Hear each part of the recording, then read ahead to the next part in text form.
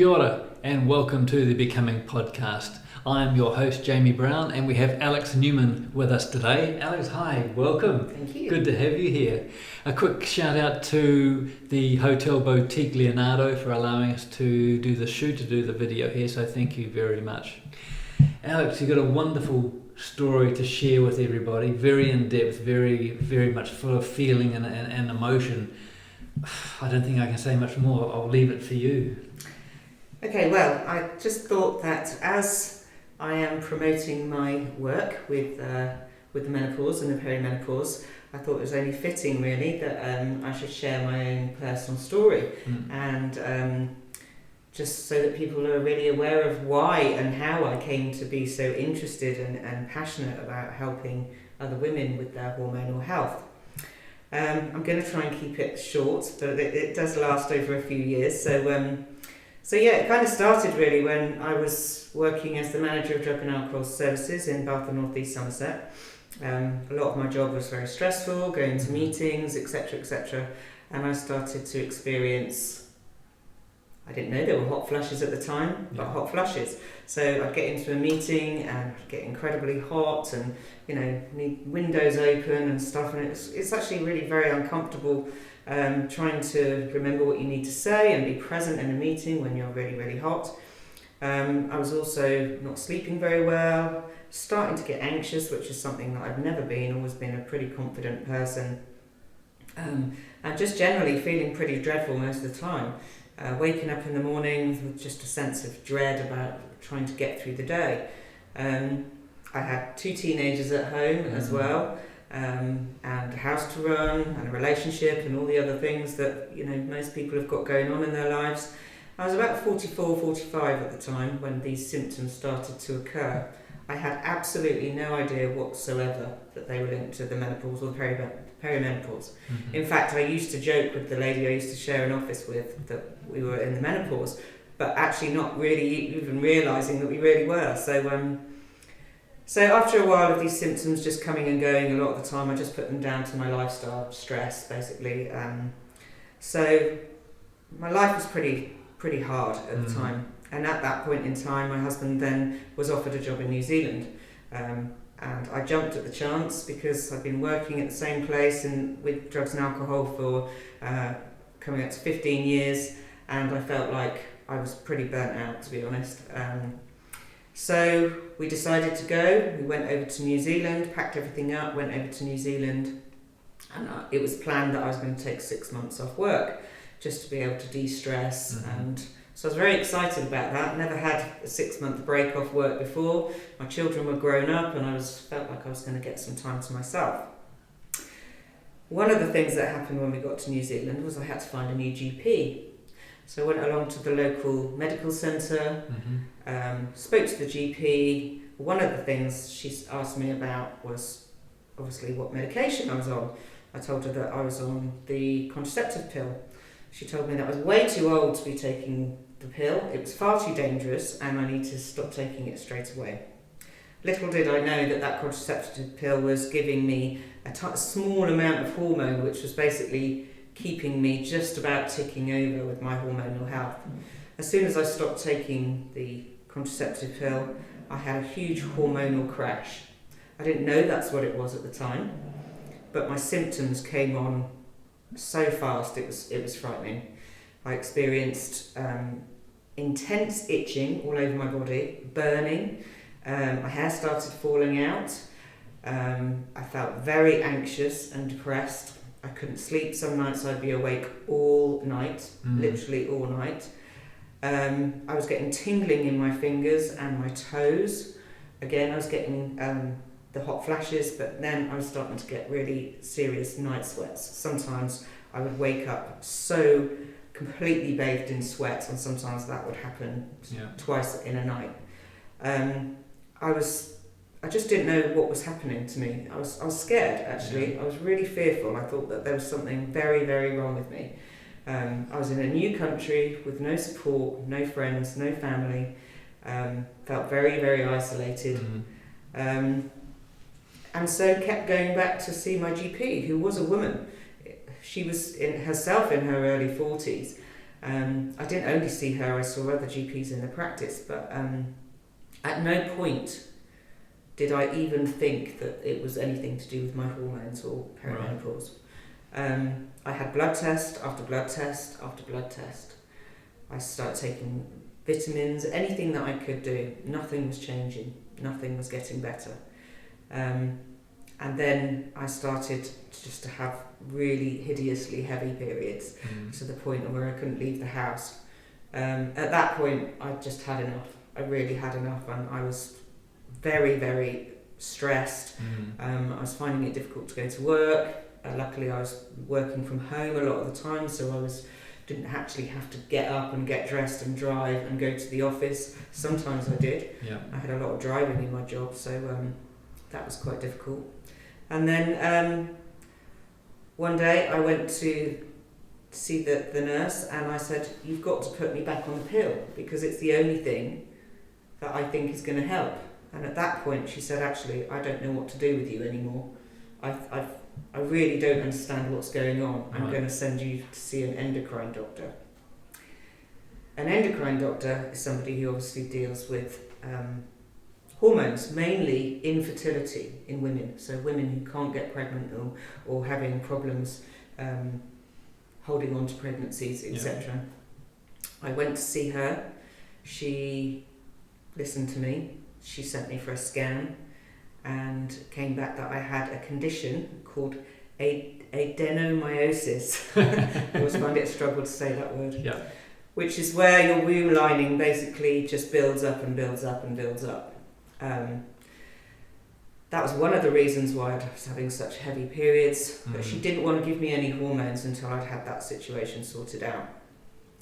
So then I had to go into hospital and had to have what's commonly known as a D&C, so basically I had to have my wounds scraped out, and they told me that they were going to give me a Mirena coil, which would have a small amount of progesterone, which is one of the hormones that we are lacking when we go into perimenopause, and that would give me a slow release. Literally within a week of me having that, I started to feel like I was coming back to life again. I started sleeping, I just didn't feel so anxious, etc., etc. Luckily, that was just before COVID hit. Because had that not happened before COVID, I dread to think how I would have coped with COVID. And there are so many people that didn't get the healthcare that they needed over that period in time. Yes. So I was incredibly lucky. So I kind of, once I'd discovered that this was what had been wrong with me all the time, was that once they'd taken me off the pill, my hormones had just fallen through the floor, and then I'd spent 2 years basically in decline, and it was just getting worse and worse every month. Obviously when I had the Mirena coil put in, I started to get the slow release progesterone, and I started to feel better, started to climb back up the mountain. But nobody even mentioned to me that I actually needed estrogen as well. Nobody even talked to me about that. Right. So I just started to research everything myself. And it was only through my own research did I actually really understand everything that there is to know about the perimenopause and the menopause. Yeah. By the time I moved here, I realised that I should be taking estrogen as well. And one of the things that I will say I'm incredibly happy about is that you can buy HRT, which estrogen, progesterone, testosterone, over the counter in Mallorca, in Spain. Yeah. So I took myself off down to the chemist, bought myself some estrogen and started using that as well. And all I can say is things just got better and better and better, and I felt 100,000,000% better than I had done probably in about 5 years. Yes, yeah. And one of the only things that I'm incredibly frustrated about is I just felt incredibly let down by the medical profession in general, not personally, but just in the fact that there was that knowledge is not there for women. Women aren't understood, and I shouldn't have had to suffer like I did, and needlessly, really. And I shouldn't have really had to be the one who had to kind of self-diagnose myself with the menopause. Sure. I mean, one of those conditions that you talked about is bad enough for people, but you had like a dozen at the same time coming in and just bombarding your whole body with all these thoughts, feelings, emotions going on inside you. And I think that a lot of women do not recognise that some of these symptoms are down to that. They think it's just because they're getting older or because they're stressed, and it doesn't have to be that way. HRT literally saved my life, and that is, I'm not being dramatic saying that. I really did not feel like my life was worth living at the time, because I was just felt so ill and so depressed. I just didn't find joy in anything. I didn't want to mix socially with anyone. I didn't really want to go out. And that it was just the total opposite of the type of person that I normally am. So the fact that I know who I was and who I became without the hormones that I needed has made me 1,000,000% more passionate about making sure that women really do understand it's not them. It is just a steady decline in their hormones, and it's happening to everyone. Some women experience it even earlier than their 40s. Some women can be experiencing it in their 30s, even in their 20s. Early menopause happens to some women before they've even had children, for example. And I just do think that the more that women understand about hormone health, the more that they can understand their own symptoms, and the earlier they can get the support that they need. No, I think it really is important, and we're going to come back to this in a moment, but there's so much to follow up on this, and where women can go and what they can do. So listen, we're just going to take a quick commercial break, and then we'll be back with more of what Alex has got to share in a moment.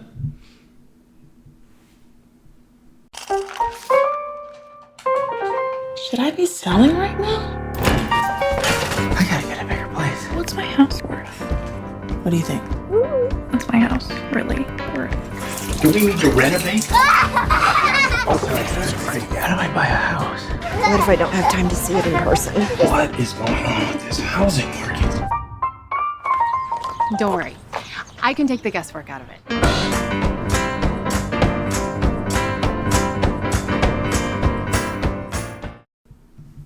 Hi, welcome back. We have Alex Newman with us sharing her story.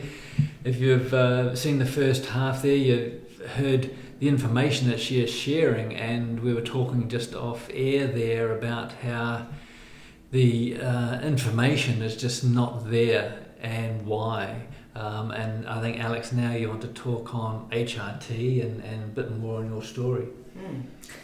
So one of the things that I am also very excited about in some ways is the fact that HRT can really help women suffering, and I am one of them. I feel as though I'm living life again, and I'm able to work and carry on with life. I've got my energy back, etc.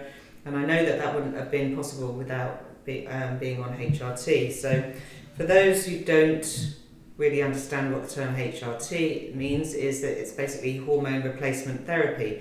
So as women age, basically our hormones decline, and all that HRT does is basically filling up our hormone bank again, really, and just taking us back up to a level where we can function. And being able to function as women is very important, because we've got so much to be getting on with, and lots of women that I know of in the past have ended up having to leave their jobs, they've left their marriages, they've not been able to cope with their caring responsibilities. Some women have just upped and left and gone, just had to leave everything because they just cannot cope with anything that's happening in their lives due to their lack of hormonal health. So HRT is out there, it's available, it's really simple to understand and to take. I know that there is quite a lot of fear behind it, which is, you should not be scared of HRT in any way.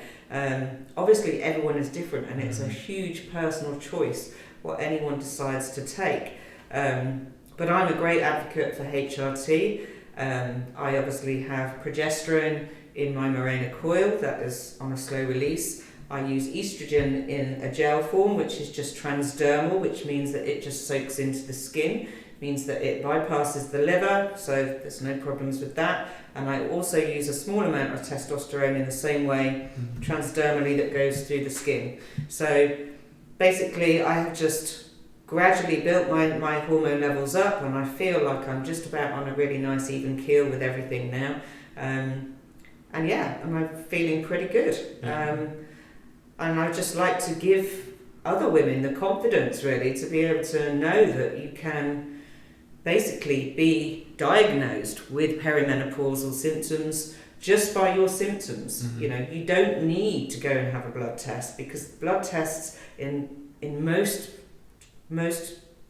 places, you know, don't actually really recognise your hormones as a pattern, because your hormones are so different on any one day. Every day a woman's hormones will be different. So I know that people say, oh, you've got to have a blood test, and that's how a lot of the medical profession do diagnose HRT. But a lot of women say they go to see their GPs, they have a blood test, and they say, oh no, it's fine today. And so, well, it might have been fine today, but I'm still feeling like this. So they're fighting to get the treatment that they need. And as I've said before, I'm trained by Dr. Louise Newson. She is the leading GP specialist of the menopause in the UK and now globally. I just heard a podcast that she's done, I think, in Australia the other day. So, you know, she's getting out there. Yes. And she's fantastic. And I urge anyone that, you know, to read her books, etc. I'm going to be doing a podcast with her in next year sometime, so again, that's going to be excellent, just to be able to spread the word even further. And I just really encourage women to either get in touch with me, or to read the books, or to go online and just to do your own research, educate yourselves, and make sure that you're not suffering needlessly with hormone deficiency, because it is a very simple thing to rectify as long as you know what you need. Yeah. What was her name again, please? Her name is Dr. Louise Newson. Louise Newson. Newson. That's Newson. Right. Okay. Newson. That's right. Newson. And she's opened up the first menopause clinic in the UK, and she's just very incredibly passionate, just as passionate as I am, more passionate than me, about spreading the word and really making sure that women get what they need. Yeah, so fantastic. So if you can't get hold of the doctor, certainly get hold of Alex, and she'll help you in a lot of different areas. When you were going through, you're having the HRT therapy or treatment at the moment, how long is that expected to last for? Is there a time limit to a certain, I mean, everyone's different, you can't say, okay, by 60 it's not going to happen at 65, but is it expected a length of time for this to be on this? I expect to take HRT for the rest of my life. The rest of your life, okay. And the reason for that being is that it's been proven to help women with bone health, with dementia, with cardiovascular health. Basically, everything that goes on in your body, the hormones are needed to support those functions. Yes. And there's lots and lots of studies being done now. All of them are very, very positive and leading to women's health overall being massively improved by using HRT. Yeah, no, fantastic. And the more the people are aware of this, the more they can share it in a general conversation, rather than being a hush-hush conversation that you're only sharing amongst women in a small circle. Exactly. I mean, I don't understand why it is still a kind of slightly taboo subject. People are embarrassed to talk about it, you know, or it's been joked about. Yes. Oh well, you know, she's having a hot flash, or she's menopausal, almost as though it's something very derogatory. It's not. It's just, you know, it's something that it's just a natural stage in life, just like lots of other things. Sure. So I think that the more we talk about it, the less taboo it will be, and the more understanding there is, the more people will come forward for treatment, and we will all be a lot healthier and happier. Definitely. And how has that affected, besides yourself, but your family and perhaps other people you work with their family? How has that affected being on them pre and then maybe going on to HRT and, you know, those stages? Well, again, like I've said before, you know, I think relationships really are put under a lot of pressure, because all of a sudden you have, you know, this this person in your household who is not functioning in the way that they always have done. And obviously there's lots of irritation and anger and sleeplessness, which makes the woman, certainly made me feel like I just wanted to crawl into a hole, basically. I didn't like the person that I was because I wasn't able to really cope or function with what I used to be able to, because I just felt very overwhelmed by the things that were going on in my life, my job, my family, my responsibilities. All I wanted to do was to basically just get away from everybody and everything. Yes. Go and hide under the blankets, as it were. Because that information wasn't readily available for whatever reason. Well, a lot of women literally do think that they're losing their minds. It does feel like that. The mental health of women seriously deteriorates along with the physical. The physical is bad enough, but the mental health side of things is really frightening. The suicide rates of women in between 45 and 55 are the biggest for women, because they're in that age group of where they don't really understand that the hormonal changes are happening and the decline in their mental health because of it. Sure, they're totally extreme, and I never really thought of that, how extreme those situations are, where they feel they have nowhere else to turn to or nowhere else to go, and that they have to revert to that sort of extreme, action. And the sad thing is, as well, is that women, are dropping out of the workforce, and especially a woman around my type of age, it's exactly what happened to me. Luckily I was moving countries anyway, but I just got to a point where I just didn't feel as though I could. I was a regional manager working for Bupa in New Zealand, and I was, I loved my job, I was good at my job, but I just felt really as though I couldn't carry on doing it. So a lot of women who get to those kind of top management jobs, CEOs, people like that, they feel like they have to drop out because they just don't feel like their kind of physical and mental health allows them to continue the responsibility they have in those top jobs, which again is criminal, really. Yeah, no, it is. And it's at such a stage in their lives and in their careers when they're becoming, and we're talking about the indigenous peoples and talking about the shamanic side of becoming the wise woman, the sage. There's so much information. If they drop out of the family sphere, the work situation, that is lost. It's like a whole encyclopedia lost when that one drops out or does something drastic to themselves. Absolutely. When they have so much information, love and knowledge to share with the world, with their families, with everyone around them. Absolutely. Yeah. And with the health effects afterwards, how have you felt afterwards? Is there a noticeable, obviously you're on the HRT, but what about physically, with exercise or with the mental side? Obviously holistically we should all look at our diets and look at our, exercise and the great thing to do is just to look at your life as a whole, and try to make some more informed decisions going forward about your physical and mental health. It's not just about the hormones, obviously. It is about so many other things, as we all know. And as a therapist, one of the things that is great about me being able to bring all of these things together is that once I can get somebody really stable on their hormones, then you can address the other things that are going on in their life, know, and then try to sort that out. Because while somebody's hormones are all over the place, there's no point in taking the lid off Pandora's box about their marriage or family issues or their childhood problems or anything like that. And I would actually discourage that, because all that is going to do is to make somebody feel worse. Yeah, exactly. So, and you mentioned before, part of the symptoms as well, and it could be one or two or a mixture of all of them. One of them was brain fog, and it seems to be a topic that's coming up all the time. Well, the old saying used to be spaghetti head. We had all these thoughts going around, you couldn't make sense of it. Or, like we all go through, sometimes we forget what we're saying. Happens to me all the time. Me too, a bit actually. So, these symptoms are there, and I think it's important for the people that are listening to this, male or female, you're in a relationship, you're in a situation where there is help available and there is someone to come and talk to about this. Absolutely. And I think that memory loss for me. I've always had an incredibly good memory, Right. and it's one of the most frustrating things for me Yeah. is that sometimes I just cannot find my words. Yeah.